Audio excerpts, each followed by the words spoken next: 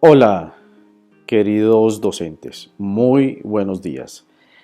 Hoy vamos a hacer una reflexión acerca de cómo podemos hacer la ética una manera práctica. Entendemos en el módulo que la ética es aquel conjunto de valores que buscan el sentido de la vida. Por lo tanto, también esos valores tienen que tener como reflejo la acción, y esa acción a través de la práctica. Lo invito a dar esta mirada desde el punto de vista de la conciencia, de cómo podemos hacer práctica la ética y que no quede simplemente como letra muerta. Ahí vamos. Tenemos ahora un código deontológico de profesionales en la educación. ¿Qué quiere decir un código? Que hay un listado de ciertas tareas y actividades que nosotros como docentes debemos accionar y aplicar, volverlas prácticas. Por lo tanto, debemos de tomar esta reflexión desde el punto de vista de conciencia para saber cómo podemos volver este código, no letra muerta, sino volverlo una ética práctica, una mirada desde la perspectiva de la conciencia. Vamos para allá. Vamos a empezar a entrar en este juego tan importante, en este tema del conocimiento. Bueno, aquí tengo un slide y vamos a empezar a explicarlo. El ser humano, su conciencia, su ser, está compuesto por estos tres niveles: el mental, sentimientos y emociones, y esas necesidades biológicas. Hay algo aquí importante, y es que de acuerdo a nuestro conocimiento tenemos dos opciones: o nuestras necesidades biológicas controlan nuestras vidas, o sea, las decisiones nacen de aquí abajo en dirección hacia arriba, o por el contrario, lo que hacemos es, a través de nuestro conocimiento, empezar a dirigir cuáles decisiones debemos de tomar en torno a nuestros sentimientos, y cómo nuestros sentimientos y emociones empiezan a tomar decisiones sobre nuestras necesidades biológicas. Bueno, vamos a empezar por este lado. La parte mental. Aquí es donde nosotros vamos a analizar toda esa información teórica que nosotros aprendemos y racionalizamos y la volvemos lógica. ¿Qué quiere decir? Esta información teórica, por ejemplo, es aquellas capacitaciones, cursos, diplomados, maestrías, doctorados, dentro de la cual nosotros toda esta información empezamos a darle una forma, una consecuencia, una finalidad a esta información. Por lo tanto, esta información tiene que ser administrada a través de la inteligencia, teniendo en cuenta que la inteligencia es aquella facultad que tiene el ser humano para organizar los recursos y extraer de estos recursos el mayor provecho posible. Ahora, esta inteligencia, esta teoría, en este caso de esta especialización, la estamos aprendiendo. Pero aquí hay algo importante: esto simplemente es teoría, pero debe volverse práctica. Aquí nosotros estamos viendo. ¿Qué quiere decir práctica? Es aquella acción repetitiva que lo vimos en el módulo, ¿sí? Pero cuando nosotros tenemos una acción repetitiva, quiere decir que estamos entrenando esta práctica. Ahora, tenemos la información teórica. Perfecto, está dentro de nuestros libros. Ahora tenemos que hacer la práctica. Cuando nosotros hacemos de la información teórica una práctica, inmediatamente va naciendo, por decirlo así, información práctica de esta misma práctica. Cuando yo tengo información teórica, que es la que nosotros aprendemos de los libros, la volvemos práctica, automáticamente esa práctica nos genera información práctica. Y la suma de información teórica e información práctica nos da la aprehensión. ¿Qué es la aprehensión? Es ese conocimiento práctico y teórico, de alguna forma fusionados en un conocimiento. Ahora, vamos a ver qué es la parte de la conciencia. Cuando uno busca la etimología de esta palabra, tenemos este esta búsqueda. Conciencia es el conocimiento de uno mismo. Sin embargo, el conocimiento de uno mismo implica la aprehensión de conocimiento, pero sabemos que la aprehensión nace de la información teórica, racional y lógica, y de la información práctica. De ahí esa aprehensión se vuelve en un conocimiento, en un nivel de conciencia. ¿Qué es la conciencia? Es un nivel de conocimiento de nosotros mismos. Pero que hay algo importante. Para nosotros tener ese nivel de conocimiento tenemos que tener una mentalidad libre. Y esta mentalidad libre busca el equilibrio de estos tres niveles: la mentalidad, los sentimientos, las emociones y las necesidades biológicas. Por lo tanto, aquí nace el pensamiento autocrítico en primera instancia. Cuando nosotros ya tenemos un pensamiento autocrítico de qué somos nosotros, de cómo es que actuamos, ahí sí podemos tener un pensamiento crítico. Primero interiorizamos nuestros conocimientos de sí mismos para entender quiénes somos, y ahí sí después podemos tener una reflexión crítica de nuestro exterior. Normalmente lo hacemos a la inversa, ¿no?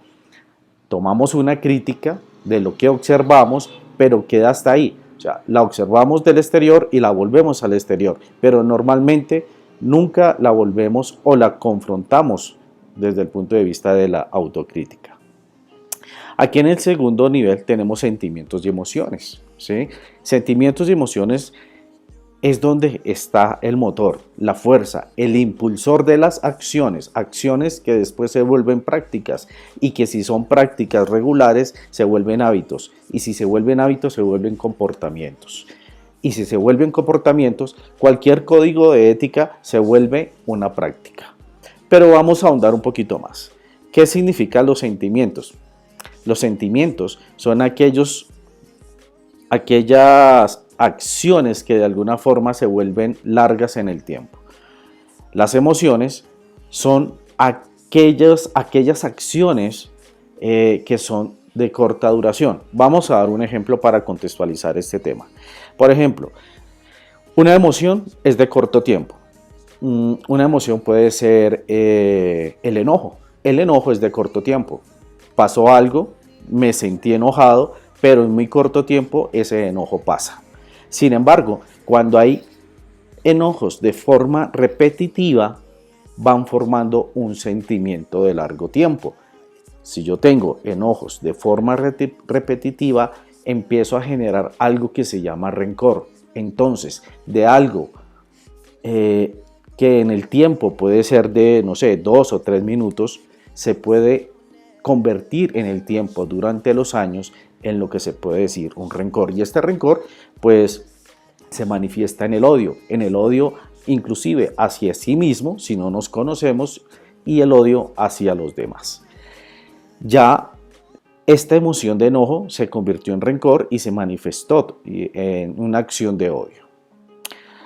Vamos a ver la otra cara de la moneda. Por ejemplo, cuando tenemos emociones de alegría, cuando por ejemplo nuestros hijos nacen y ellos empiezan a realizar esas pequeñas actividades y nos empiezan a generar esas pequeñas alegrías poco a poco. Volvemos a la misma teoría. Cuando tenemos pocas teorías, cuando tenemos esas alegrías en poco tiempo, se van sumando hasta cierto punto donde esas pequeñas alegrías se transforman en sentimientos, y son esos sentimientos que nosotros tenemos hacia nuestros hijos: sentimientos de bondad, sentimientos de comprensión, sentimientos de amor, de benevolencia, de ayuda, de empatía. Entonces, tenemos primero la parte mental, segundo la parte de sentimientos y de emociones. Entonces, las emociones, conforme se van repitiendo, van generando sentimientos. Pero aquí es importante, y por eso coloqué el corazón, porque el corazón es la máquina, es donde sale la energía, la potencia, para que el área mental de la persona empiecen a evolucionar. Aquí hay algo muy importante, y es que estoy colocando una retroalimentación. Y esta retroalimentación significa cambio. siempre hay un cambio constante y ese cambio constante debe ir enfocado a la mejora continua. Entonces decimos, ¿cómo yo puedo cambiar estas emociones? ¿Cómo puedo cambiar estos sentimientos? ¿Cómo puedo pasar de un sentimiento de odio a un sentimiento de amor propio o de amor hacia los demás? ¿Cómo puedo ir cambiando estas emociones pequeñas en el tiempo, como el enojo, para que se vayan transfigurando en un contexto mucho más beneficioso para mí mismo, para mi familia y para la sociedad? Para que esto suceda, debemos tener un pensamiento libre y propio. Debemos tener un pensamiento autocrítico y crítico. Pero ¿de dónde se alimenta este pensamiento? Bueno, de la información teórica, esta información teórica racional y lógica que recibimos y percibimos normalmente de las instituciones educativas de orden superior, pero también de diferentes fuentes de educación que nos pueden ayudar a percibir esta información teórica. Si nosotros esta información teórica la ponemos en práctica, de la práctica vamos a recibir información práctica.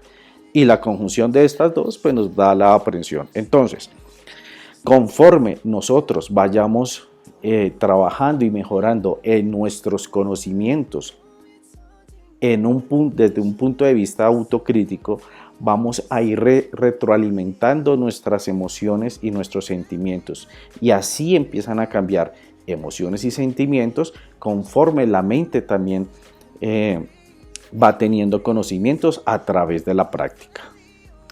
Ahora, por última instancia, vemos las necesidades biológicas. Las necesidades biológicas siempre están en tiempo presente. Estas solamente son necesidades netamente básicas.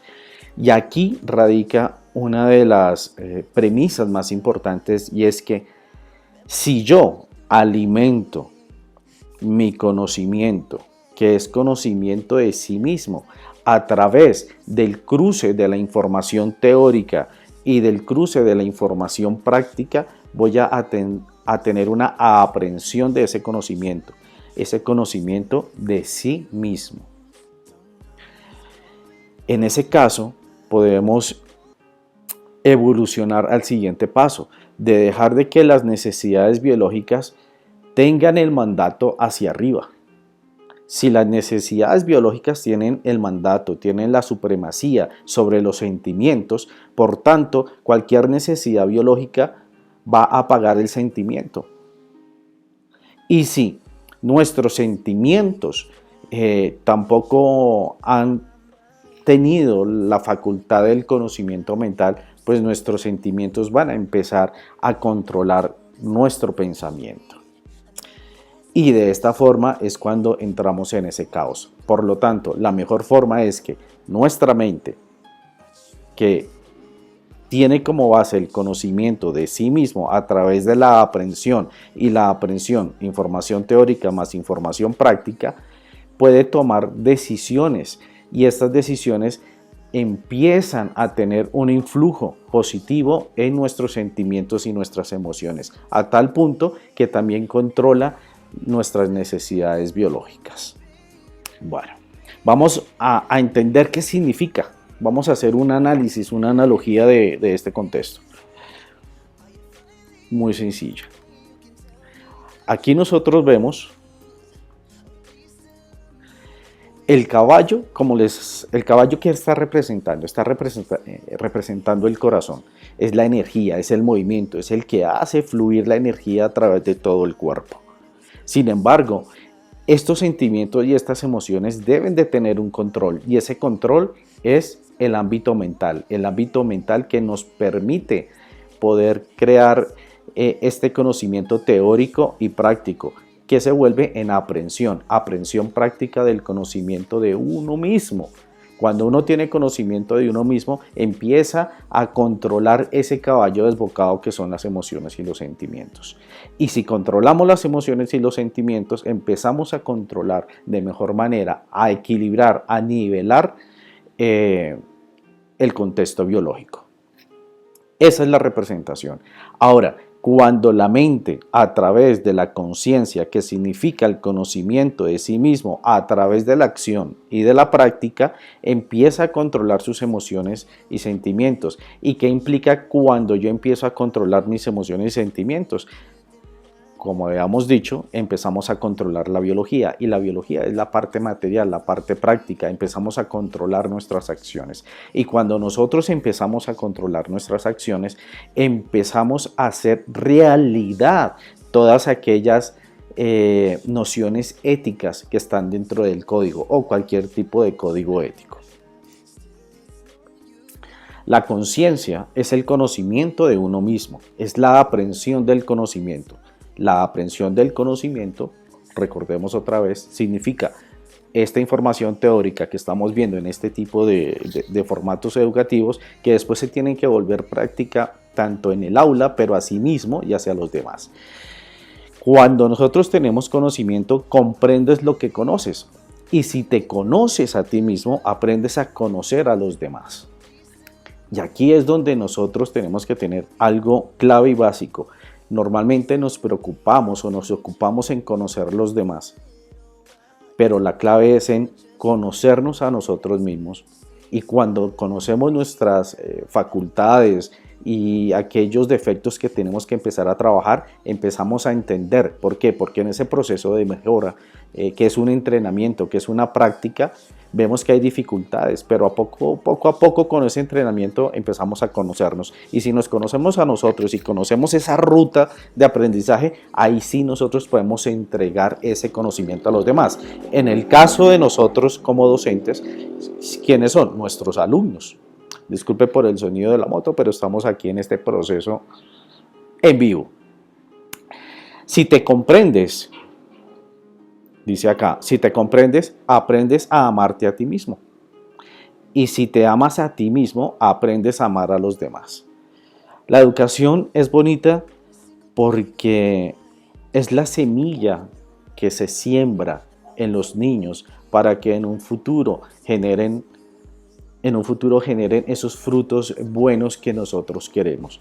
Sin embargo, para nosotros sembrar esa semilla, primero como docentes debemos conocernos a nosotros mismos, entender que ese conocimiento racional, teórico y práctico son ese barco que va a la deriva. ¿Por qué? Porque no tenemos ese conocimiento de sí mismo, que es la brújula, la que nos dirige las decisiones. Pasémoslo al mundo más real, más pragmático, y tenemos por ejemplo inteligencia artificial, tenemos física cuántica, computación cuántica. Esto proviene de todo este conocimiento teórico práctico desde el punto de vista racional y lógico, a través de la inteligencia, cómo empieza a separar los recursos para encontrar lo mejor y sustraer ese beneficio. Sin embargo, tecnológicamente estamos muy avanzados, pero en el conocimiento de sí mismo, que es la brújula, la cual dirige cómo debo tomar mis decisiones, está vacía, está muy escasa. Entonces ahí es donde tenemos que trabajar en nosotros mismos para poder entregar lo mejor hacia los demás. Pero esto requiere una gran valentía, una grandísima valentía. ¿Por qué? Porque una mentalidad libre, una mentalidad autocrítica en pro de nuestro crecimiento, personal, implica derrumbar muros que han sido creados, pero eso es un camino personal, queridos docentes, es un camino único y personal. Cada uno de ustedes tiene un camino único, y la forma de encontrar ese camino único es liberarse de muchas creencias que son limitantes. Por lo tanto, ¿cómo nos podemos liberar? Teniendo una mentalidad libre. ¿Qué quiere decir? Instruirnos, leer, comparar, discernir, construir ideas propias, no ideas construidas por los demás. Encontramos una idea de alguien, tomémosla, del A, del B y del C. Y de esas tres ideas nosotros empezamos a construir nuestras propias ideas, pero no quedarnos con una idea A durante toda la vida. Porque si nos limitamos a solo adquirir un conocimiento de una sola fuente, nos volvemos dogmáticos, nos volvemos cerrados, y si la mente no crece, los sentimientos y emociones no cambian, y nuestra biología, al fin de cuentas, va a resultar haciendo la de las suyas. Recuerden, queridos docentes, la ética se transforma en acción repetitiva a través del conocimiento de sí mismos. Nos vemos en la próxima.